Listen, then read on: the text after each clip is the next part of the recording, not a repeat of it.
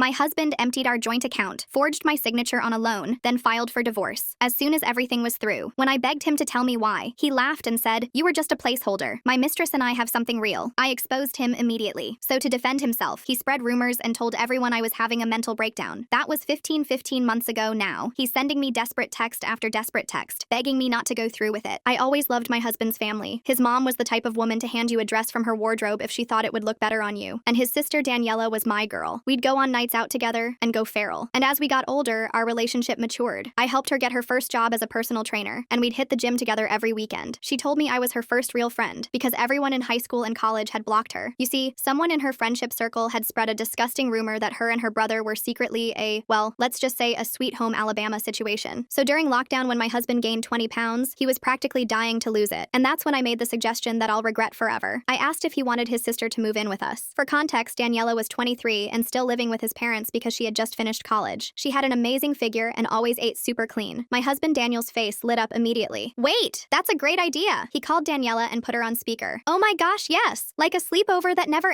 ends." She said it in such a high-pitched voice I thought the glass was going to crack lol. She moved in the next weekend with just 2 suitcases and her protein shakes. Classic Daniela. At first, it really was like a daily slumber party. She set up a whole routine for Daniel. 6 a.m. workouts, meal prep Sundays, you know the drill. I'd join them sometimes, but honestly, I was just happy to see him motivated. He kept saying things like, "I need to be around for our future kids," and "I want to be the husband you deserve." And his athletic bod was an added bonus to Lamau. There was something I never expected though. Daniela's wardrobe mainly consisted of maxi skirts and oversized tees, so when she started wearing tight spandex and sports bras around the house, I was surprised. But mainly, I was happy, because I knew it meant that she really felt comfortable around us, until things started getting, intense. I'd wake up to an empty bed and find them in the living room doing partner stretches. When I asked to join, Daniel said I needed my sleep and that my presence threw them off their rhythm. So one day when me and Daniela were doing a yoga sesh together, I asked her to do the same stretch she had done with my husband. So we did, except ours was very different. No face-to-face, no leg-to-leg. In fact, we barely even touched. The whole thing made me feel extremely weird, and I thought back to the rumors Daniela had once told me about.